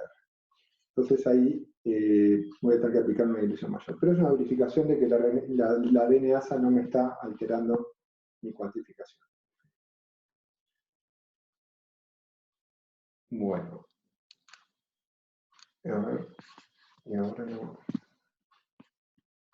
Si tienen preguntas de esto. Ahí. Bueno, y después pasos a considerar. Otros pasos a considerar en la cuantificación es, como ya dijimos, las eficiencias de las PCR, ¿sí? Que ahora vamos a ver en detalle qué altera la eficiencia. Y sobre todo la diferencia, bueno, y algo muy importante es que verificar que en la muestra que estoy analizando, más o menos la pendiente de la curva esté bien, ¿no? Una vez que haya seteado todo y haya verificado todo.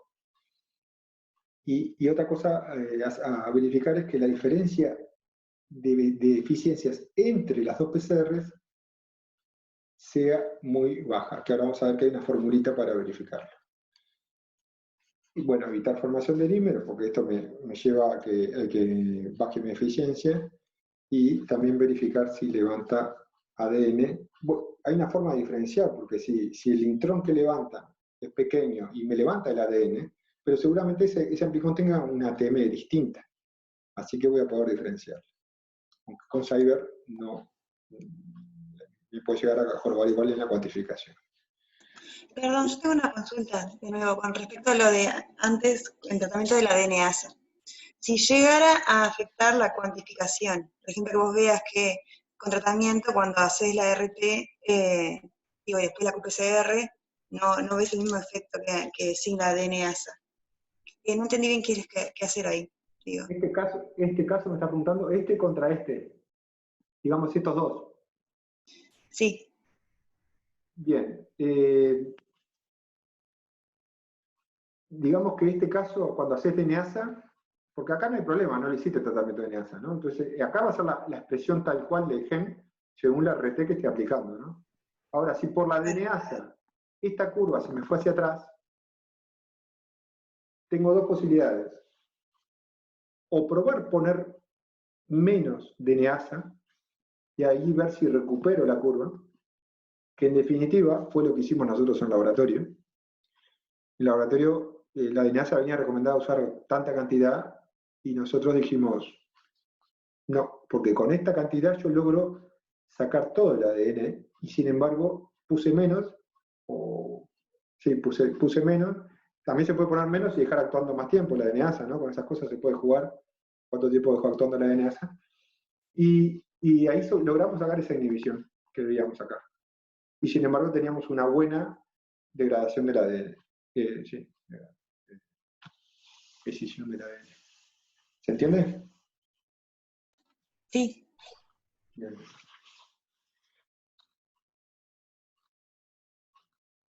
Y esta es la fórmula que les hablaba que sirve para comparar dos PCRs, que en definitiva lo que muestra es que la eficiencia es similar, o que las dos curvas, cuando hagamos curva de diluciones y midamos eficiencia, son paralelas, ¿ah? Porque el valor de la resta, que es la resta de punto a punto de las dos PCRs, lo vamos a ver en el práctico hoy, bueno, mañana, pasado, tiene que dar menor a 0,1. Y eso te muestra que ambas PCRs tienen eficiencias similares. Bueno, y ahora acá venía todo lo que es el análisis de datos, que estuvimos viendo buena parte, que desde los softwares se pueden exportar, como no. Bueno, hay muchas veces ahora que se pueden trabajar en los softwares, eso hay que ver bien, porque hay que definir bien todo ahí, pero si no conviene exportarse los datos a un Excel. Y ahí se puede graficar el dataset solo o hacer el dataset, que es lo más común y lo recomendado es hacer el dataset. ¿Sí? Siempre respecto a un grupo control. Bueno. Y referido a, sí, y normalizado respecto a un housekeeping, ¿no? Como se define el dataset. Esto es algo que puede pasar a veces raro, pero un ejemplo de esto que se escribo acá, que haya que usar, siempre se recomienda usar un único grupo a control, que una gráfica que uno muestre sea todo referido a un grupo calibrador. Voy a tratar de borrar esto que no se me ha ido. Pero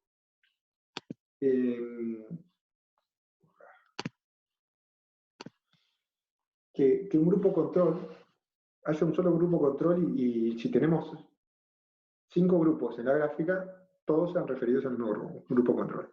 Pero pasa a veces, que son muestras apareadas por lo general, en los casos de los tumores, por ejemplo, que la muestra tumoral muchas veces se refiere a la no tumoral. Y eso hay que tenerlo en cuenta para nosotros y tanto, también cuando leemos artículos hay que ver cómo hicieron esa normalización, si realmente te muestran todo normalizado con respecto a una sola muestra, control, o cada una a su control. ¿Por qué?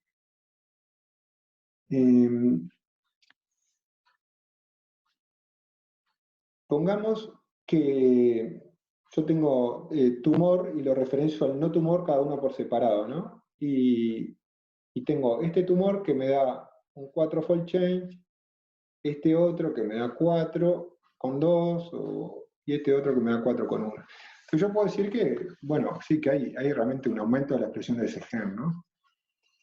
Ahora, y cada uno está referido a su control. El tema es que si yo hiciera solo el delta CT, esto que acá era 4 de fold change, yo les digo que no digan fold change, pero lo digo todo el tiempo, pero bueno, puede pasar de que esta muestra, si yo grafico solo el delta CT, esto sea 0,4 y esto 0,1. El fold change, ¿están de acuerdo? Que es 4, ¿sí? O sea que está bien graficada esta muestra.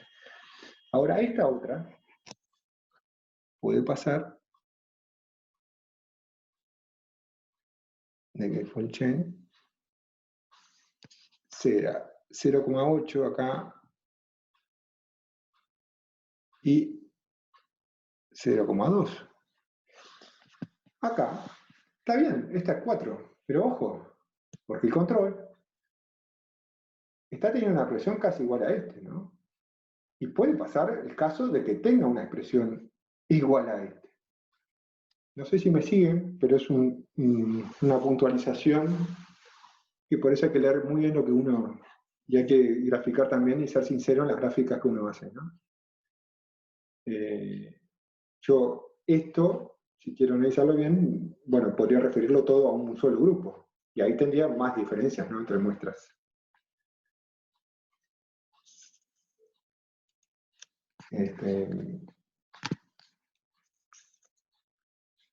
Por eso es muy importante en cualquier gráfica que uno use y cuando expone un resultado, decir con respecto a qué muestra, cuál es la muestra calibradora, cuál es el housekeeping, y si todo se refirió a esa misma muestra calibradora, que debería ser por descontado, pero no siempre lo es. Bueno. Tenemos que poner abajo, entonces. ¿Cómo? Tenemos que usar, expresar los datos como pusiste en la gráfica de abajo. No, no necesariamente. Porque las recomendaciones es que hagas el delta-delta CT. El tema es en tumor y no tumor. ¿Cómo expresarlo? Por ejemplo, ¿no? ¿Expreso todas las muestras con respecto al no tumor de una sola persona? O, por ejemplo, hago el promedio de todos los no tumores, de todas las muestras sanas son los no tumores, ¿no? Las muestras tejido normal, digamos. Hago todos los promedios y ese va a ser mi condición calibradora. Hay diferentes posibilidades. Yo me tomaría esta última, ahora que la pensé, es la que me gustaría más, ¿no? Por ejemplo, tomar todas las muestras normales y hacer eso como el promedio de la condición calibradora. Entonces, relativizarlo todo con respecto a esa condición calibradora. ¿Me expliqué?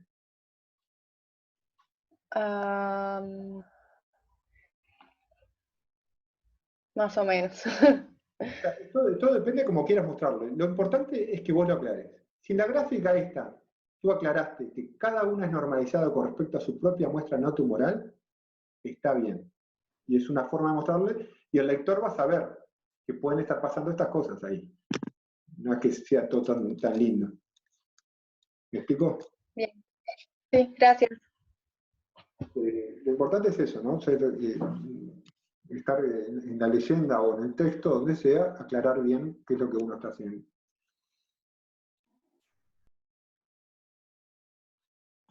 Después, ¿en dónde estamos? Esto ya lo hemos visto.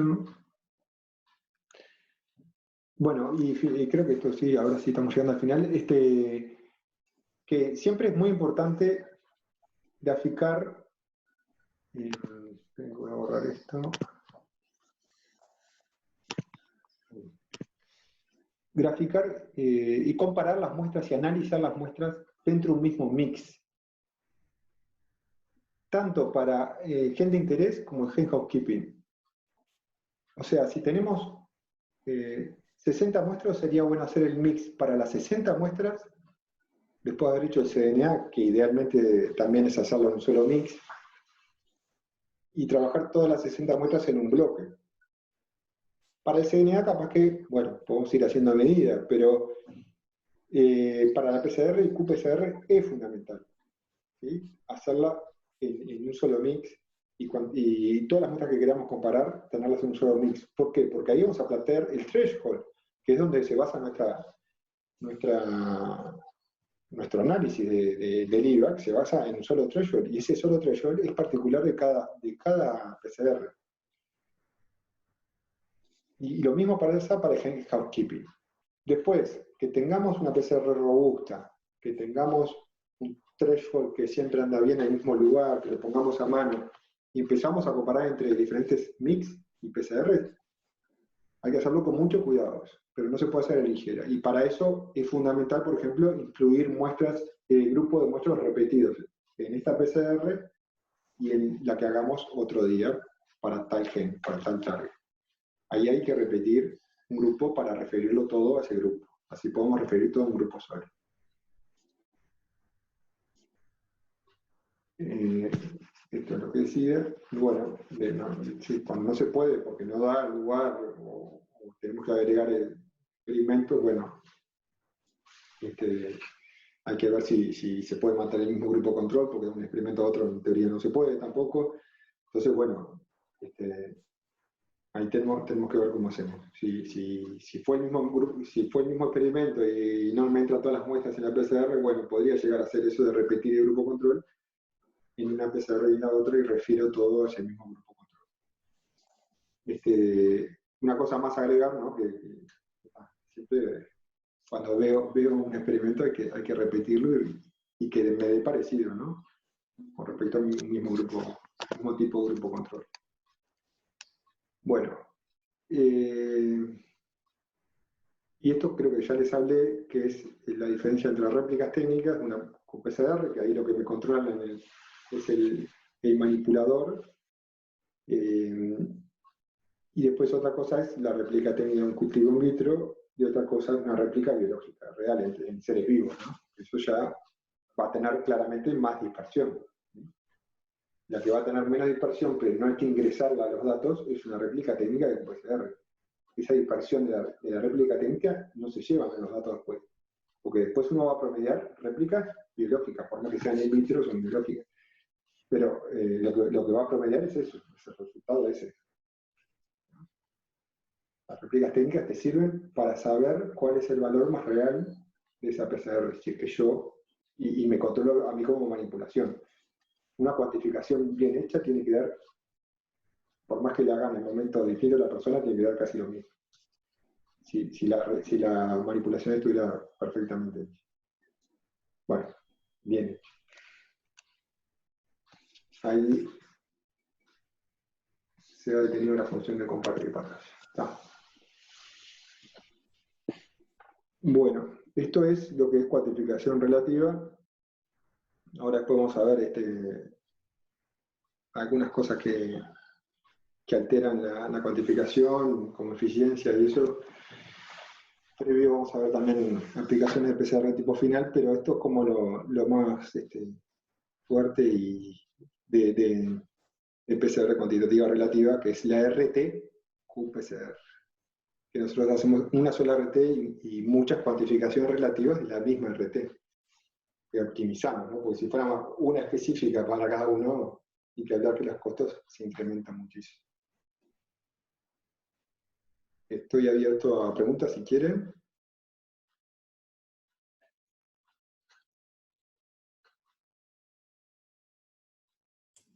Alguien preguntaba en el chat cuáles serían los criterios para determinar a una muestra como calibradora. Joel González preguntaba. Otra cosa, Juan, ¿todavía tenés otra charla más para dar ahora esta mañana o esto sería lo último? Porque estamos muy cortos de tiempo. Y son casi -15 ya. Apuro, estas dos son cortitas. Las apuro bien y son las dos cortitas. Creo que una tiene 5 diapos y la otra tiene 6. Bueno, entonces voy con las otras. Dale, sí. ¿Alguna pregunta de esto?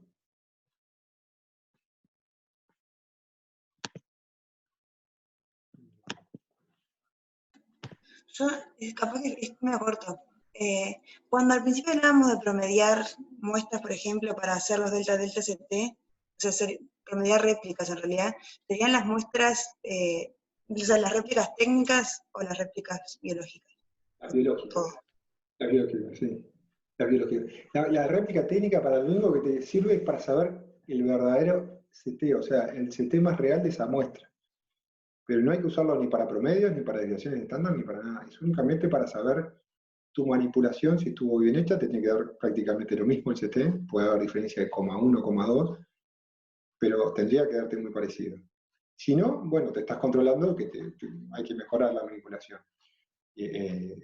Uno cuando, no sé, un detalle de manipulación que es importante, es la distribución del mix, la homogeneización del mix, ni les tengo que hablar, distribución del mix en cada pocillo, si lleva 18 de mix y 2 de ADN, de molde, pongo 18 en cada uno, ¿no? Puedo usar el mismo tip, sí, pero no puedo usar 30 veces el mismo tip, ¿no? Cuando distribuyo el mix. Puedo usarlo 8 veces el mismo tip, pero no usemos, porque ese volumen no es de tan determinante, pero tampoco generemos, porque después de pipetear más de 8 veces ya se empieza a pipetear cualquier cosa. Pero digamos que esos 18 microlitros como que no son fundamentales, pero tienen que ser 18, cercanos a 18. Ahora, lo que es fundamental es que sean 2 microlitros lo que agrego en todos. ¿Por qué? Porque voy a hacer cuantificación relativa entre muestras. Y además, primero con respecto a housekeeping, y después entre muestras. O sea, si yo no estoy agregando exactamente 2 microlitros en cada muestra, no me va a dar. Lo mismo que si en una réplica técnica yo no agrego exactamente 2. Si mi pipeta anda como la mona, no va a ser un problema de manipulación mía. Si no, va a ser un problema de la pipeta. Pero tengo que tener pipetas andando bien, ¿no? No solo que anden con buena reproducibilidad, precisión, sino que sean exactas también. Las dos cosas. Porque yo estoy... Lo más importante es que sean pipeten siempre lo mismo, ¿no? Pero si tengo una multicanal me tienen que pipetear cada una 2 microlitros. No me puedo pipetear una 2 o la otra 2,5 porque ahí ya tengo diferencias por el pipeteo. Entonces, todo va de la mano, ¿no? Las buenas manipulaciones y otra cosa, ¿no? Que cuando pipeteo los 2 microlitros en el tubo mío de reacción, también, lo que hablaba hoy de las diluciones, que creo que lo hablé en la charla anterior, pero bajo el tip apenas y no hago un up and down en un cDNA que ya está descongelado. Eso ya está homogeneizado, ya lo homogeneicé aparte. Cuando voy a pipetear, solo es un up. Introduzco apenas el tip y solo es un up. Y cuando voy a dejar en el mix, es un up and down, pero no para homogeneizar eso, sino es para limpiar el tip. ¿No? Y eso después se va a subir a 95 y ahí puedo darlo por homogeneizado, porque va a estar 10 minutos a 95. O también hay gente que le gusta homogeneizar antes de poner la placa en real time. También, más que, muy correcto. Después hay que hacerle un spin down. Dependiendo si tenemos el Corvette u otro, porque el Corvette es como un rotor que gira. Pero bueno, todas esas consideraciones son importantes para las réplicas técnicas, ¿no?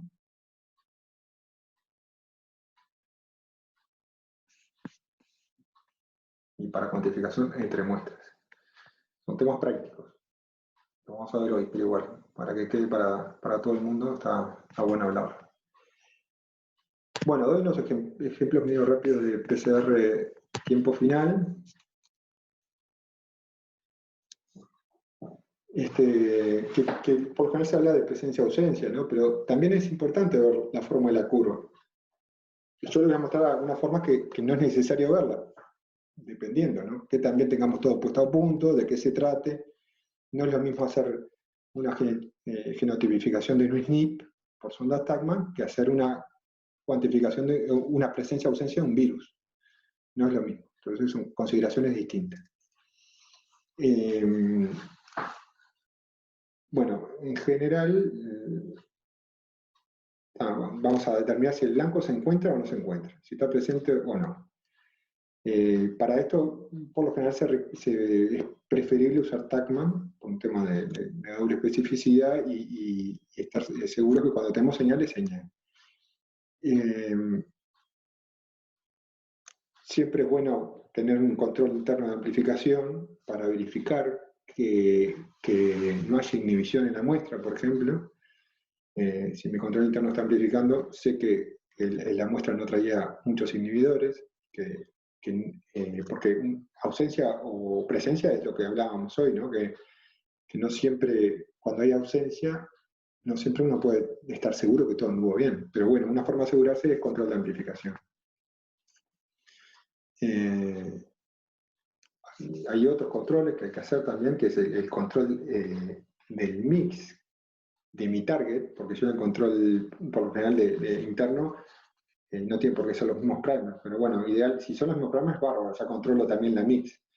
Pero puede pasar de que yo necesite controlar que el positivo está andando bien, para verificar, por ejemplo, que le puse los primers de ese target, ¿no? Entonces, ese positivo muchas veces se hace un tubo aparte y se corre con una sola mix, digamos, una sola mix para todas las muestras, y uno que dé positivo ya me dice, bueno, yo armé bien esta mix, ya la estoy controlando. También puedo poner un control exógeno, agregárselo antes de la extracción, y ahí me controla el proceso de extracción, y además también me verifica que no haya inhibidores. Bueno, y también podría usar un gen endógeno para el control de la extracción del molde, ¿no? Por ejemplo, puedo controlar que haya realmente extraído ARN si estoy usando control de amplificación de ARN. Y algunos equipos se puede hacer directamente la lectura al final, no tiene por qué ser siquiera corrido en el equipo en modo real time, pero igual es algo que yo no recomiendo, como les decía, porque siempre está bueno ante una duda tener la curva. Y bueno, se podría llegar a hacer la recolección de datos y decir, bueno, todos estos son positivos, y hasta se puede hacer que el equipo te lo dé automáticamente, ¿no? Se puede hacer en un genotipado que te diga, bueno, todas estas muestras tenían G, por ejemplo. Y el genotipado de un SNP típicamente se hace con dos ondas Tachman que compiten por la unión, ¿no? Entonces, si acá hay una G, la que va a pegar bien es esta, la que tiene la C del otro lado, ¿no? Si acá está el otro, la mutación, perdón, la que va a pegar bien va a ser la que tenga la T, ¿sí? Entonces, al competir, solo la que pega mejor va a ser la que hibride, y bueno, después vamos a ver la fluorescencia, y puede pasar estos tres casos, ¿no?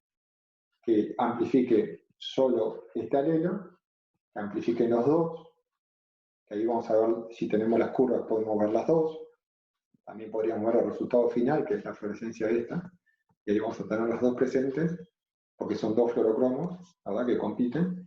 En este caso, en el ejemplo era Vic y FAM, ¿no? Entonces, en un eje se ve la fluorescencia de FAM y en el otro eje se ve la fluorescencia de Vic, ¿no? O al revés, por los colores. Y bueno, eso se podría ver todo al final de la PCR y establecer los genotipos, ¿sí? Eso es PCR a tiempo final.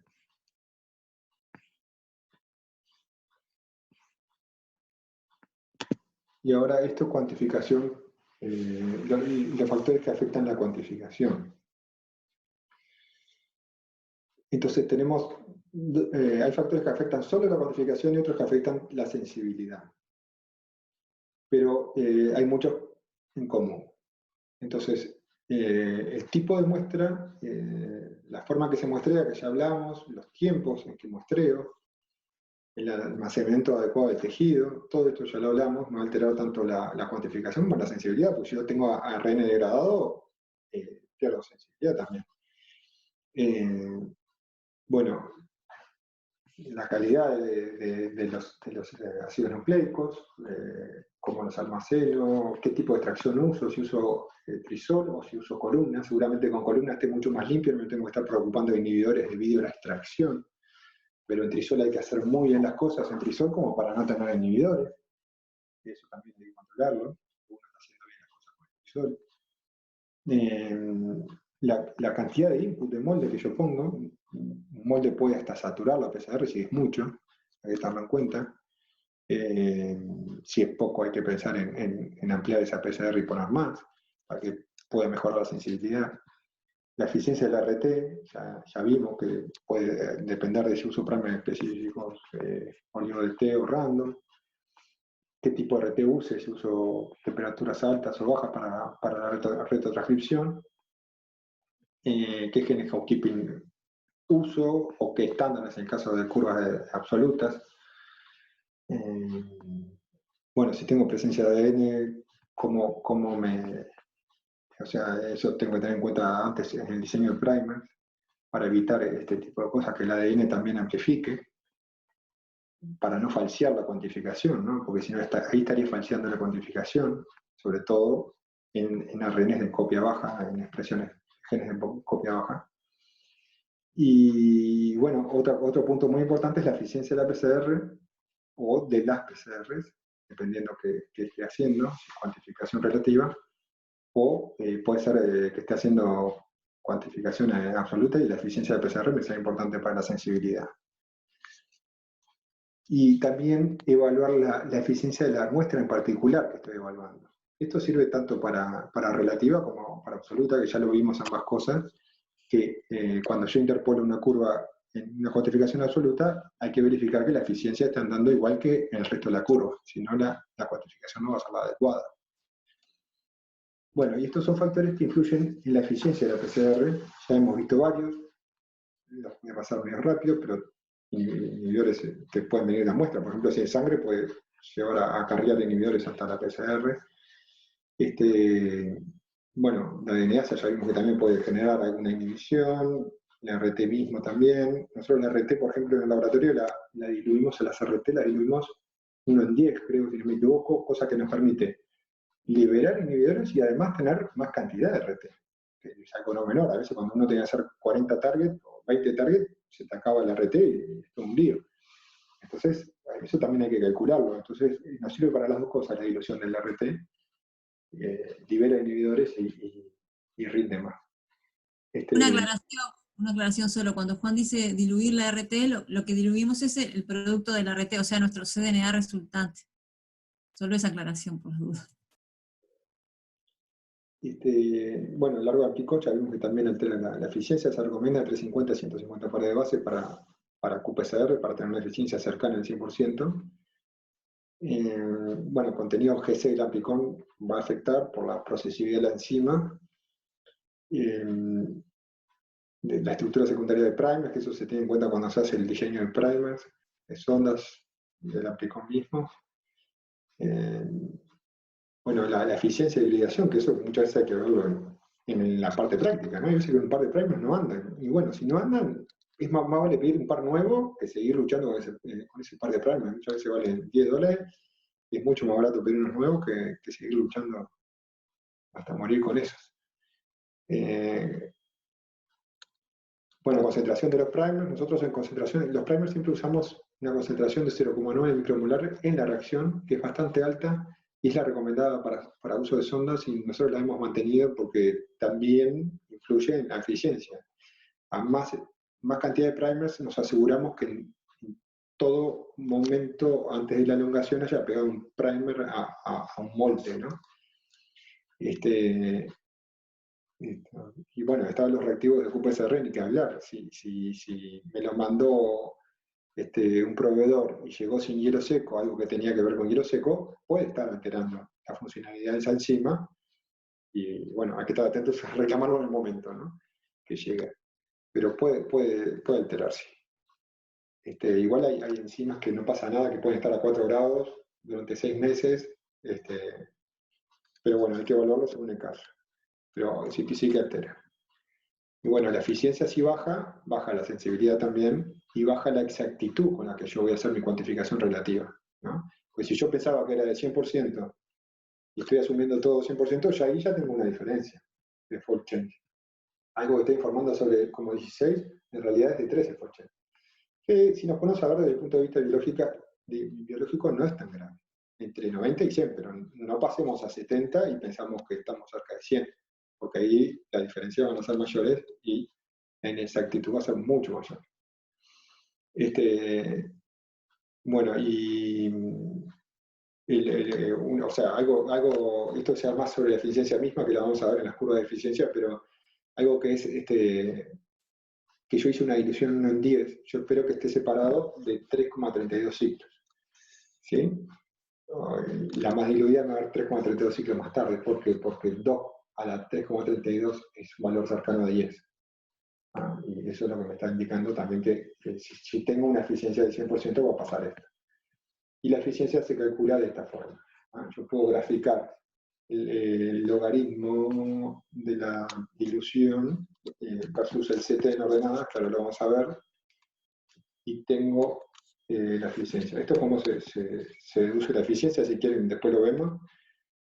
Y acá es la curva que muestra el logaritmo de la gráfica del logaritmo de cada dilución versus el CT. Si hice una buena manipulación tengo que tener un buen R cuadrado, y si la eficiencia saca al 100% tiene que ser cerca de 3,32 la pendiente. Va a ser una pendiente negativa, así que la eficiencia es 10 a la menos 1 sobre pendiente. menos 1 por el 1 que hablábamos hoy, ¿no? De la fórmula de 1 más E, que es la fórmula del I. Bueno, sí, es todo. No sé qué más iba a decir. Ya vimos cómo saber si una muestra tiene inhibidores, que es hacer diluciones seriadas, a ver si, no sé si quedó claro hoy, pero ahora que manejo mejor los lápices, porque estaba medio, pero bueno, lo que dijimos es de graficar diluciones.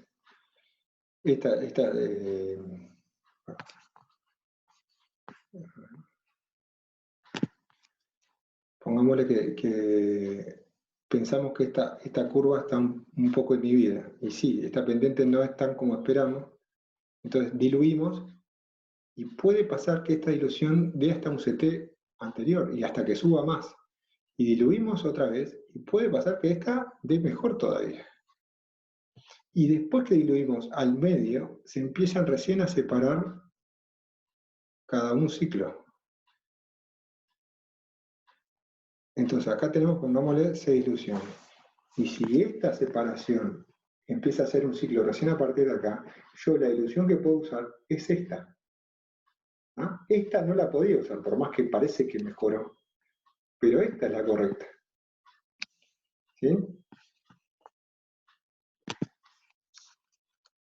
Y bueno, un indicador es la pendiente, ¿no? Esta pendiente no estaba tan bien como esta para este target. Acá terminé todo. Preguntas, si quieren, o si quieren ir a comer, como quieran.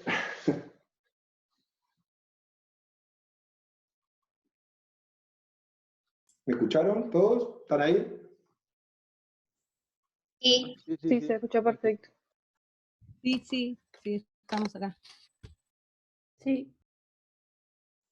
Bueno, si alguien tiene alguna duda así muy urgente, la puede hacer ahora. Sí, yo la última parte justo no la escuché porque hubo como un problema de interferencia. No sé si fue un problema de conectividad mío.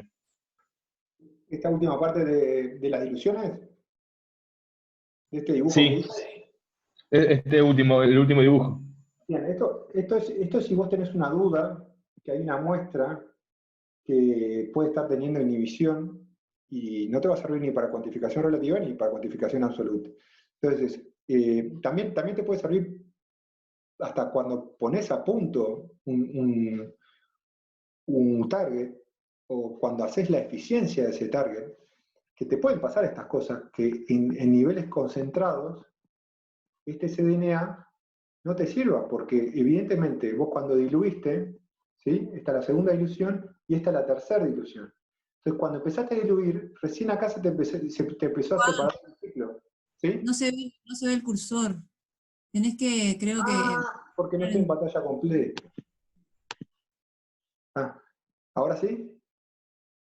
Sí. Perdón, entonces cuando llegas a la tercera dilución, después en la cuarta recién se te empieza a separar de un ciclo, y ahí sí puedes decir que esta ya estaba sin inhibiciones, ¿no? Porque en esta estás cuantificando bien, porque estoy un ciclo adelante de la dilución un medio, entonces estoy bien cuantificando acá, y además la fórmula de la curva es la misma que esta. Entonces las pendientes de estas curvas me dan bien, y confirmo de que esta pendiente estaba mal. Si esto me llega a pasar cuando estoy haciendo la puesta a punto de mi target, esto me está diciendo que yo todos los cDNA los voy a tener que trabajar acá. No puedo trabajar un cDNA acá, de ninguna muestra. Si cuando estoy poniendo a punto el target y le hago la eficiencia, me pasa esto, listo, estas concentraciones de cDNA no las puedo usar para todas las muestras y las nuevas que haga. Y otra cosa importante es que la eficiencia la voy a empezar a medir a partir de este punto. Y voy a llegar hasta acá. Para medir la eficiencia podemos hacer diluciones al 10, que es muy difícil de hacerlas bien, o podemos hacer diluciones al tercio, o podemos diluciones al medio incluso. Pero les quiero aclarar eso porque no es restrictivo. Yo puedo calcular la eficiencia con cualquier tipo de dilución. Después tengo que hacer el logaritmo de la dilución versus el CT y de ahí sacar la pendiente.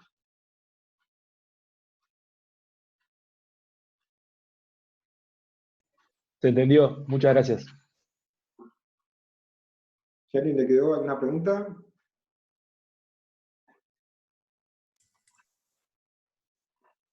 Bueno, entonces vamos a hacer el corte para comer. Originalmente íbamos a volver a las 2, yo creo que volvemos 2:15, porque nos extendimos más de 20 minutos en el final de esta mañana. Entonces, a las 2:15 volvemos los de práctico para hacer el práctico de